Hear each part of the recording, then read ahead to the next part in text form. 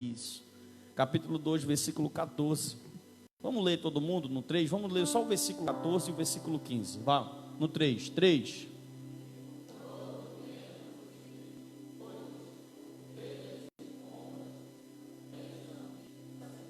Quinze.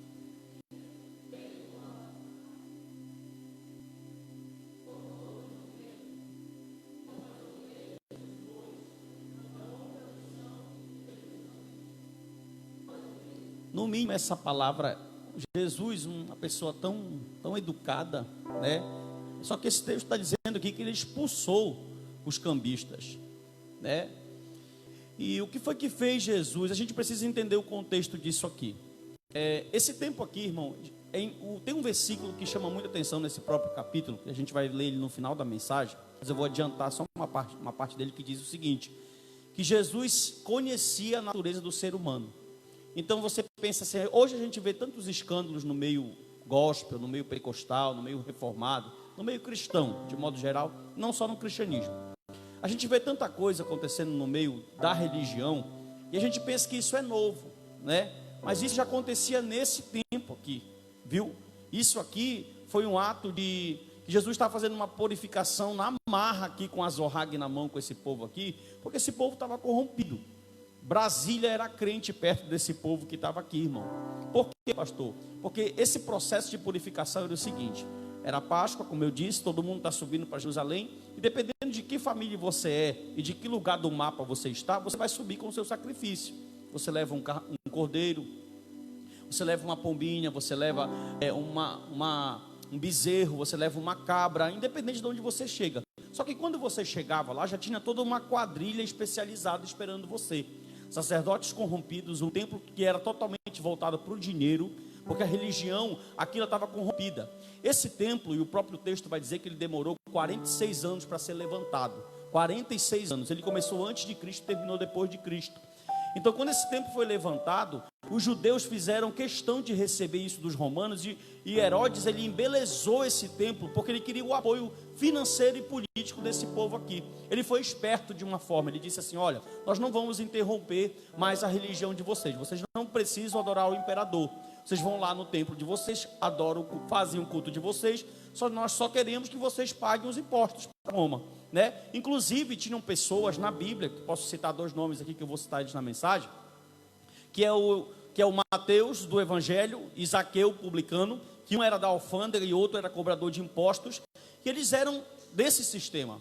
E o povo judeu, ele começou a abominar, irmão, esse tipo de ação. E o que acontecia? Por exemplo, olhe para mim, por favor, vou tentar ser bem didático e bem rápido. Estou subindo da Galileia, estou indo com a minha cabra. Quando eu chego na cabra, na porta do templo, já tem todas as barracas, hein? Por exemplo, se você for em Mocajuba, eu sou mocajubense, todo mundo sabe, né? E você chegar lá dia 8 de dezembro, começa a festa da Santa lá, Vossa Senhora da Conceição, a Senhora deles da Conceição. Começa dia 8 de dezembro, são 2 semanas de festa, se eu não estou enganado. E lá na frente da cidade, aquela orla lá, que de vez em quando eu faço um vídeo lá caminhando, quando eu vou lá, aquela orla fica cheio de banca, de venda. Vai cambista aqui, vem cambista de toda a parte do Pará, até de fora do Pará, para ir vender lá. Era isso que acontecia aqui. Quando eu chegava aqui nesse templo, presta atenção, esse templo não é um templo simples.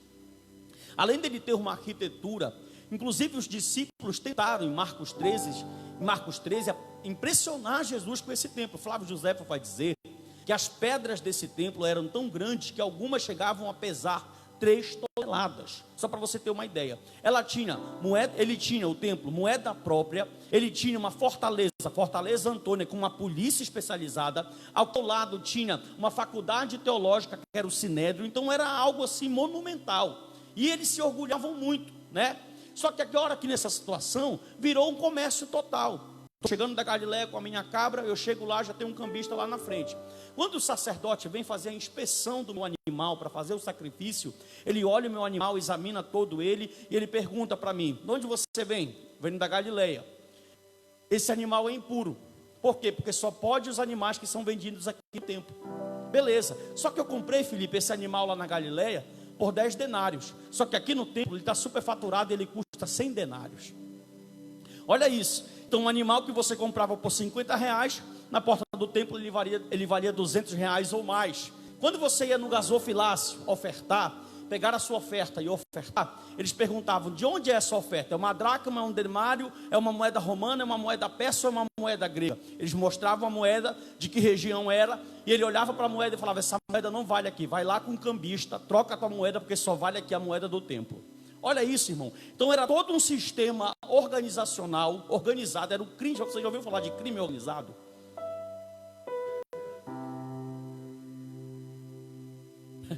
Era isso que estava acontecendo aqui em Jerusalém. E Jesus, quando olhou essa cena, ele ficou bravo, irmão. Ele chegou ao nível de expulsar essas pessoas que estavam aqui. Ele pegou o azorrague, preparou ele um azorrague de cordas e foi para cima. E expulsou tanto os cambistas, todos os vendedores e também os animais, dizendo: olha, a casa de meu pai é casa de oração. Então isso é algo, por exemplo, irmão, pegando essa palavra de Jesus, olhe para mim, por favor, não durma. Pegando essa palavra de Jesus, você pode observar o quanto as pessoas têm pegado o evangelho para uso próprio, para benefício próprio, e o quanto Cristo abomina, e não é de acordo com essa palavra. Isso é muito sério, porque o evangelho hoje tem tido uma cara mais de escândalo do que de poder, mais de vitupério do que atração. O ímpio, irmão, muitas das vezes não quer viver o evangelho mais. Por quê? Porque ele olha para o evangelho e vê o evangelho todo bagunçado. Ele olha as igrejas vendendo, ele olha as igrejas novas, contemporâneas, com indulgências. Ele olha, parece que a idade das trevas, a idade da igreja, que a igreja ficou sobre tudo, voltou para os nossos tempos. E fica muito complicado assim. Preste atenção. O evangelho não é negócio. Coloque para mim, irmã Érica, capítulo 2, versículo de número 16. João 2,16, ele diz, no 3, todo mundo vai ler 3.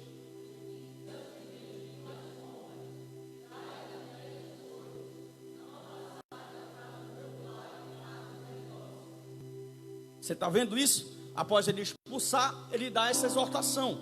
Só que preste atenção. Uma das principais, ou talvez seja a melhor maneira, irmão, de você roubar alguém, é usando a fé da pessoa. Irmão, só para você pensar, estava até conversando com um pastor isso, e o terrorismo da fé, ele é tão forte. Como é, irmão, que uma pessoa consegue colocar no corpo dela 25 quilos, 30 quilos de explosivo e se explodir? Você está vendo o que é a fé? Aí eu pergunto para você, o que é que uma mãe não é capaz de fazer por um filho que está com câncer? E quando pega um pastor desse pilantra, bandido, que usa a fé das pessoas para roubar as pessoas verdadeiramente, eles vão atrás, irmão, eles não querem saber. Por quê? Porque acharam no evangelho um negócio. São os cambistas da porta do templo do século 21. São os pastores que estão camuflados, que não olham no evangelho uma palavra de mudança de vida. Sabe o que eu acho interessante? Que as igrejas da prosperidade, elas pregam assim, olha, venha e você vai mudar de condição. Quanto o evangelho da cruz, ele é de renúncia. Jesus disse para o discípulo, deixem tudo, larguem tudo.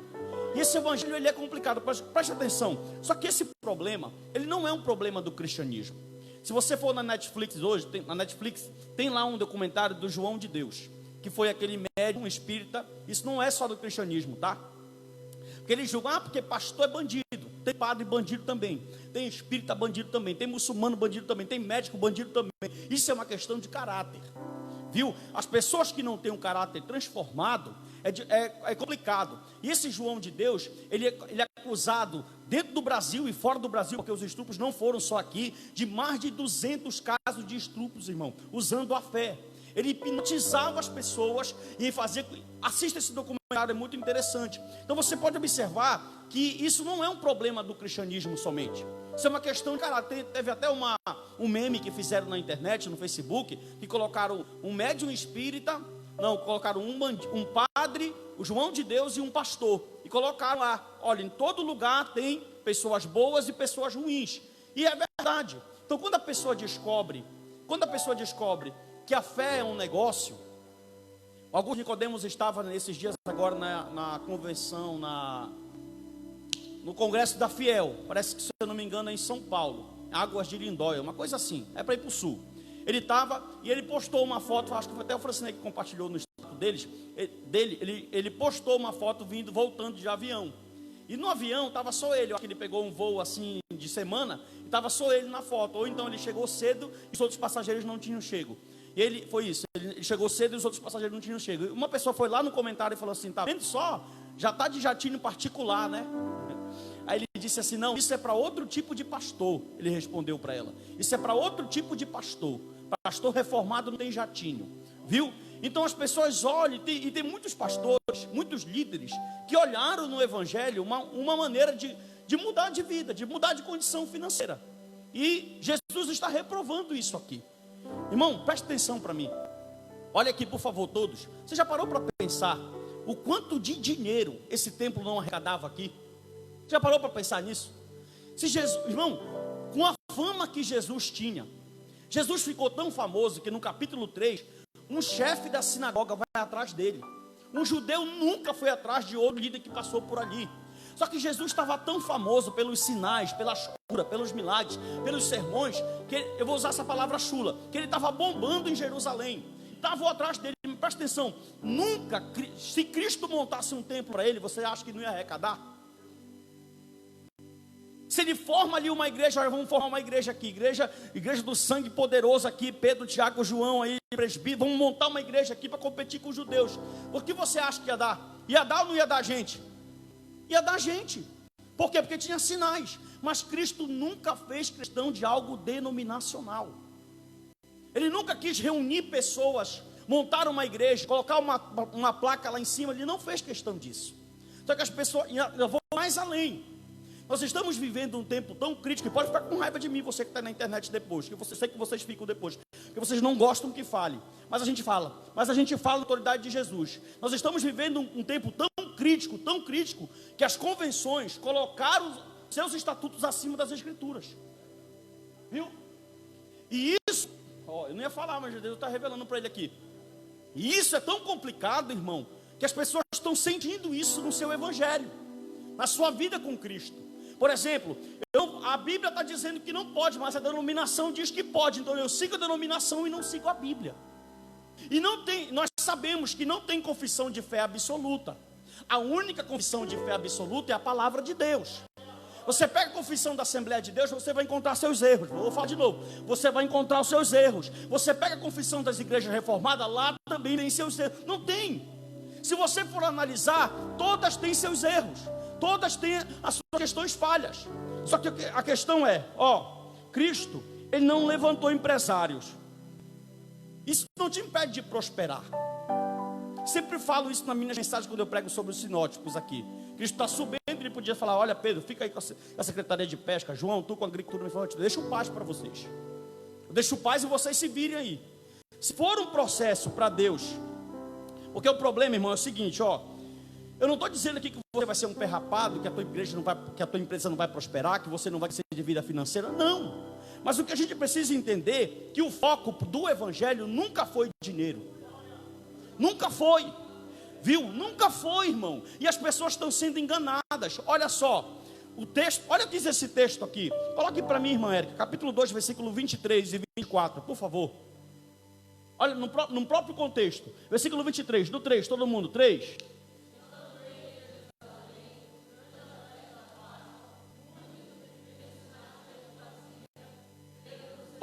Presta atenção. Quando viram os sinais, creram no seu.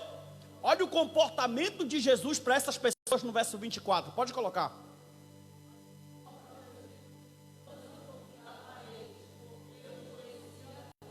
Ele sabia. Tipo assim, você acha que essas igrejas que estão oferecendo mudança de vida, mudança de carro, mudança de casa, mudança de CPF, mudança de lugar de habitação, você acha que elas estão preocupadas com o crescimento espiritual? Não estão. Irmão, ou tristeza, olhe para mim aqui por favor, ou tristeza, você pegar uma pessoa que está uma vida no evangelho e ela não sabe dizer quantos livros tem na Bíblia. A gente pode observar que é uma fé cega, que é uma fé sem direcionamento, que é uma fé que não vai dar a lugar nenhum, que é uma fé que vai chegar a um abismo muito grande. E Cristo está condenando, houveram homens que se arrependeram. Por exemplo, o maior sinal que nós tivemos de uma pessoa que vivia atualmente no evangelho da prosperidade e falou que está arrependida foi o Benihim. Só que eu disse até isso, quando saiu o comentário, o Benihim, irmão, só para você ter uma ideia, para quem não conhece o Benihim, acho que quase todos conhecem aqui porque é dessa geração. O Benihim é tão famoso, que ele alastrou a teologia dele no mundo. Ele alastrou, irmão, estádios cheios. Uma vez ele veio aqui em Manaus, ele passou o paletó dele assim, ó. Tem vídeo disso, ele passou o paletó dele assim em Manaus, caiu um coral de 400 vozes no chão. Aí, ultimamente, ele deu uma entrevista dizendo que ele passou o tempo da vida dele todinha pregando errado. Ele falou assim: eu me arrependi do evangelho da prosperidade. Olha para cá, crente. Eu me arrependi do evangelho da prosperidade e agora eu quero viver um outro evangelho. Só vou acreditar nele se acontecer a mesma coisa com Zaqueu. Zaqueu se arrependeu e eu te provo na Bíblia. Por quê? Porque ele disse: Senhor, se eu roubei alguém, ele sabe que ele roubou, ele sabia que ele roubou. Eu vou devolver 4 vezes mais. Há um arrependimento, porque quando você diz que se arrepende mesmo, você deixa. Então, o patrimônio do Benihim é milhões. Será que ele vai devolver? Que ele vai fazer? Se ele conseguiu de forma ilícita, o certo seria ele devolver, sim ou não? Porque Zaqueu devolveu. Mateus, irmão, essas pessoas aqui, elas eram consideradas traidores, tão pecadores, que nem o dízimo deles, os judeus recebiam. As ofertas deles eram consideradas impuras, porque eles eram traidores da nação e amigos do imperador. E como era o sistema? O sistema era assim, ó. Porque eles odiavam tanto ele. Roma falava: Zaqueu, a tua meta aqui esse mês é 200 denários. Só que Zaqueu no caixa 2 conseguia arrecadar 600 denários. Roma não queria saber do restante, só queria os 200, então eles enriqueciam. Por isso que Jesus falou no próprio capítulo: é mais fácil um camelo passar por o furo de uma agulha do que um rico entrar no reino dos céus. Jesus não está condenando ricos, Jesus está condenando ricos ilícitos. Pessoas que cresceram de forma errônea, pessoas que cresceram passando os outros para trás, e pior, usando a fé, que é o mais triste, irmão. Já pensou uma mãe desesperada: pastor, está aqui, meu filho está nessa situação, meu marido está nessa situação. Aí o camarada abre a boca dele, o Satanás incorpora nele, ele fala: vai lá, pega o seu envelope e traga o seu Isaac.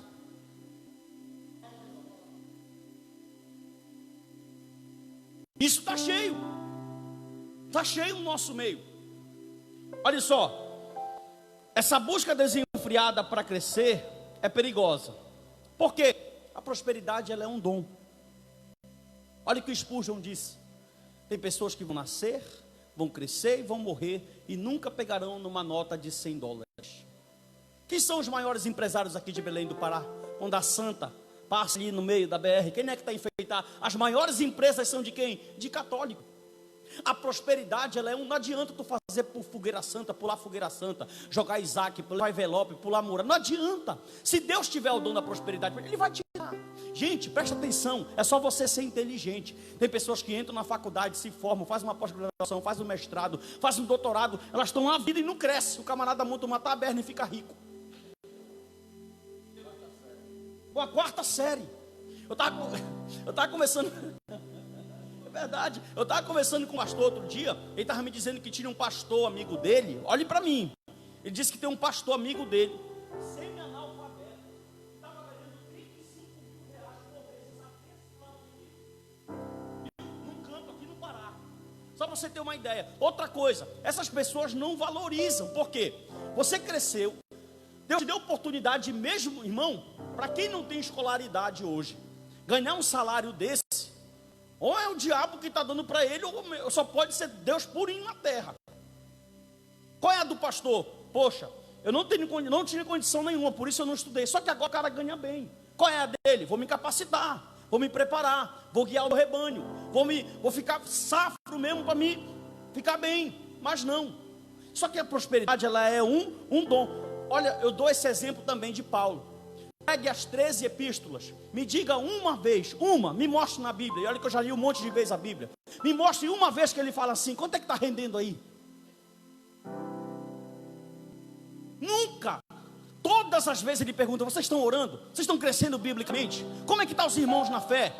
Por quê? Porque a prosperidade para ele, ela é espiritual. Olha só, Filipenses 4,3: o meu Deus há de suprir todas as vossas necessidades em glória. Ele falava de uma prosperidade espiritual, de uma comunhão com Deus. E as pessoas, irmão, que adianta, meu Deus, você ter dinheiro no bolso e não ter Deus na sua vida?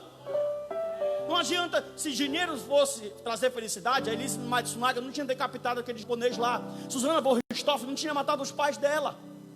A Noruega, um país de primeiro mundo, não era um dos países que mais tem suicídio. O Japão não era um dos países que mais tem suicídio no mundo. A gente precisa entender o que é riqueza. E há uma busca desenfreada por riqueza. Presta atenção. Satanás é tão inteligente. Como ele domina a mídia, ele lança para você um papel de um homem perfeito, de uma mulher perfeita, de uma família perfeita, com aquela ostentação, com aquilo, aquele crescimento. Você pode ver, o que a novela ou um filme de Hollywood lança é moda, é tendência no mundo todo. Uma vez perguntaram, poxa, só o Pentateuco tem enredo para Hollywood fazer 30 anos de filme sem acabar. Por que eles não fazem? Tu acha que o diabo vai mostrar a verdade para o povo? E quando faz, não faz deturpado. Assiste Noé lá, aquela bomba, já ia falar besteira aqui, aquela bomba, assiste lá o Êxodo, aquela bomba que Hollywood lançou. Outro dia eu estava conversando com o irmão, ele falou, é porque agora eu estou assistindo Gênesis na Record.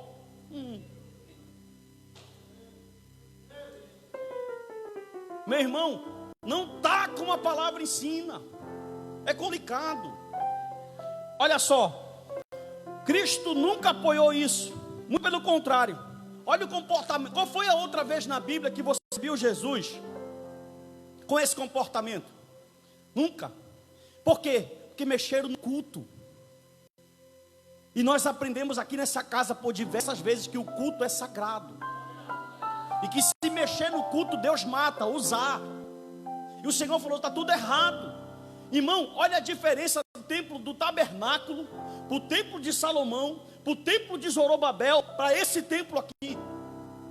Olha a diferença de liturgia, de adoração, de devoção, de entrega sacerdotal. Aqui estava tão luxuoso que o sacerdote que podia ficar na escala uma vez, ele podia passar o ministério dele todinho sem ficar segundo. De tanta gente que tinha. Entendeu? Tem 7 átrios aqui. Inventaram tudo. Glamourou. Ficou lindo. Mas Deus não estava lá. E Cristo falou assim, um único propósito que eu levantei um lugar físico para vocês se reunirem para ter glória para o meu Pai.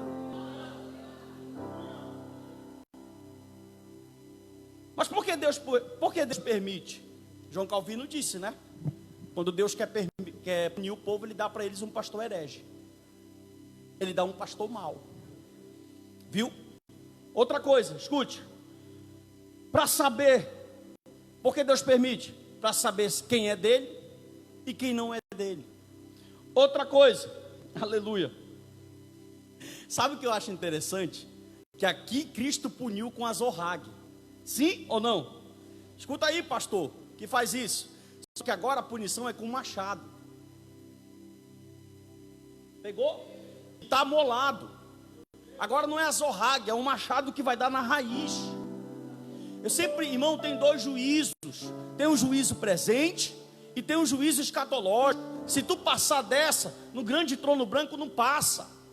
Vamos lá, para terminar. O que isso nos traz de dano? Segura. Escândalo, vitupério, família desajustadas, evangelho falso, pessoas mangando da nossa fé, descrédito da nossa pregação, o pastor se tornou um termo pejorativo, os crentes se tornaram um termo pejorativo. Por quê? Porque o que estão apresentando para o povo está muito, muito, muito longe disso aqui, ó. E o comportamento de Jesus não foi outro. Ele não chegou, irmão, ali com calma. Olha, vocês não façam isso. O negócio é sério. Vocês já pararam para pensar? Eu coloquei isso aqui. Isso aqui é muito interessante. Já estou terminando. Olha para mim. Eu tenho 1 minuto. Olhe para mim. As pessoas se reclamam. Ah, pastor, porque eu estou na igreja errada. Escuta, coloquei bem aqui. Reclama que está na igreja errada. A liturgia não é bíblica, o culto não é bíblico, viu? Ele sabe que não se pega a palavra lá. Aí eu pergunto, o que tu está fazendo aí, meu irmão?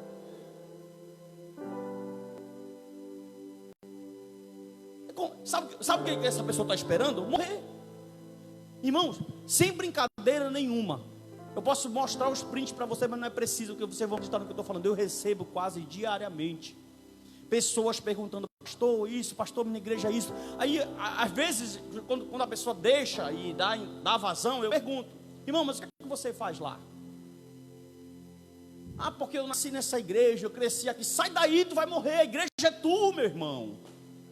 Você vai morrer, sua família vai morrer espiritualmente. John Piper que fala, não procure uma igreja próxima da sua casa, procure uma igreja mais próxima da Bíblia.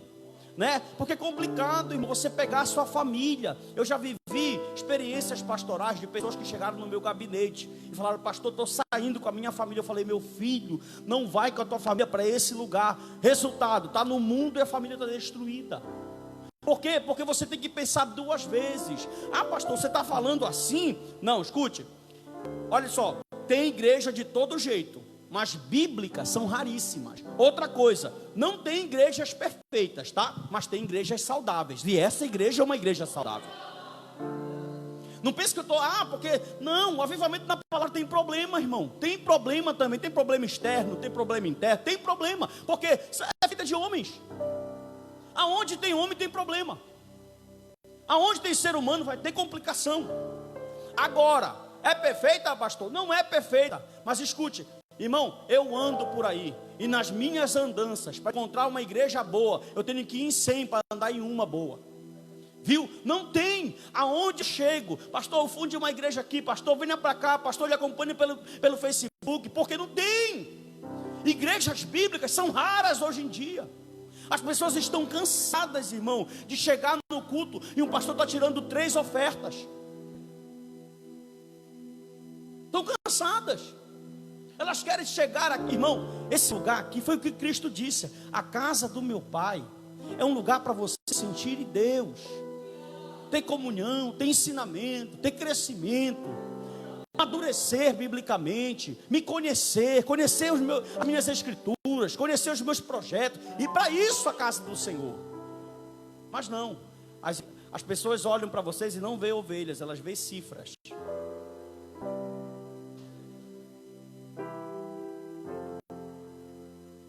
E precisa ser crente. Precisa ser crente para administrar o que é do Senhor de forma correta, para saber o que é do sacerdote e o que é do templo. Precisa ter um caráter transformado pelo Senhor. Porque, irmão, porque se o dinheiro virar o teu senhor, tu está lascado. Paulo admoestou a Timóteo na primeira carta: cuidado com o dinheiro, porque muitos em busca dele perderam seus caminhos. E quantas pessoas, irmão, começaram tão bem. Teve uma moça que uma vez, nunca me esqueço disso, uma moça chegou comigo e falou: pastor, eu fui para um determinado estado aí do Brasil e fui congregar, foram lá, aventurar, porque uma pessoa que faz isso é aventurar. Chegaram lá, quando foi um dia, começaram a conviver com o pastor e com a pastora. Aí quando foi um dia, ele levantou de madrugada, olhou para ela e falou assim: bora inventar uma campanha amanhã, bora? Você está vendo, irmão? Escute, pastor que é sério, ele sofre na obra. Ele sofre pela obra, pelo ensinamento, em preservar as coisas do Senhor. Só que está assim agora, ó. Cifras e cifras e... Eu me orgulho, irmão, como pastor, me orgulho. Como eu disse, a igreja que não é perfeita, está longe de ser. Está melhorando a cada dia, estamos buscando. Mas me orgulho em dizer, nós somos uma igreja saudável. Viu? Não trabalhamos com secretismo, não trabalhamos com pluralismo, com ecumenismo, com prática, com campanha. As pessoas entram aqui, vê a estrutura dessa igreja e pensam que a gente está rico. Não está. Isso é o cuidado de Deus com uma obra séria. Viu? É o cuidado do Senhor, é o cuidado do Senhor. A estrutura boa de som, uma central na sua cabeça. E dê glória. Às vezes eu falo, irmão. Eu sou uma pessoa muito transparente, às vezes até demais. Eu falo para as pessoas. Quando as pessoas vão reclamar, vai lá, irmão, vai lá fora, passe um mês lá fora. Você está liberado, eu libero você para você passar um mês lá fora. Procura aqui no 40 Horas, na Cidade Nova. Pode ir lá para Belém, pode procurar. Se você encontrar igreja, irmão, se você encontrar uma igreja boa, fique lá com a sua família. É difícil.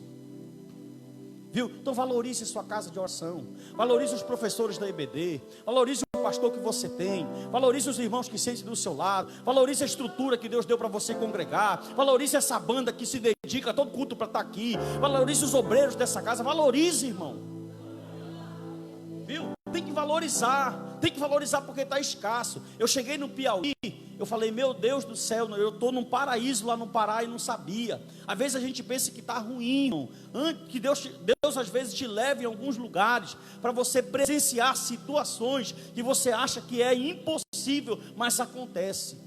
Essa igreja eu sempre falo, por isso que quando eu estou aqui empolgado na unção, isso é avivamento na palavra, porque a nossa congregação é uma bênção. Viu? É uma pérola essa igreja. Não é porque eu estou aqui, não. Não é, irmão. Quem dera. Não é. O Senhor, são as misericórdias do Senhor. É o Deus que tem responsabilidade. Quer saber de uma coisa? Só para terminar. Essa igreja aqui vendia sal. Vendia sal, vendia óleo. Era sincretismo total aqui. Total. Batia o pandeiro aqui que era doido. Quando nós assumimos o púlpito, a maioria do pessoal que era, vazou. Aí o Senhor falou assim: como a obra é minha, eles passaram um tempo, agora eu vou mandar um pastor bíblico. Ô glória. Meu irmão.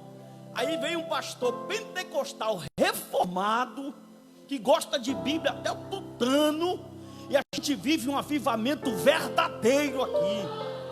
Eu nunca precisei pedir para nenhum membro meu rodar no sal aqui e levar óleo para sua casa. Nunca, irmão. Mas ele sai cheio da palavra, do ensinamento, do poder do evangelho, porque o Senhor tem poder. Eu nunca precisei orar na foto de ninguém, na roupa de ninguém, porque Deus conhece o teu nome, sabe onde tu mora, sabe quem tu é.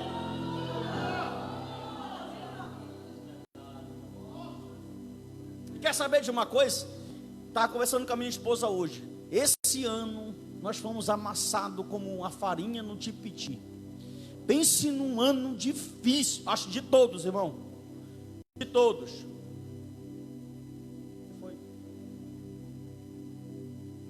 Aleluia. Olha, recebeu a chave dele agora, tá vendo? É assim, pregou a Bíblia logo. O que acontece? Eu esqueci até que eu ia falar. Quero que eu ia falar.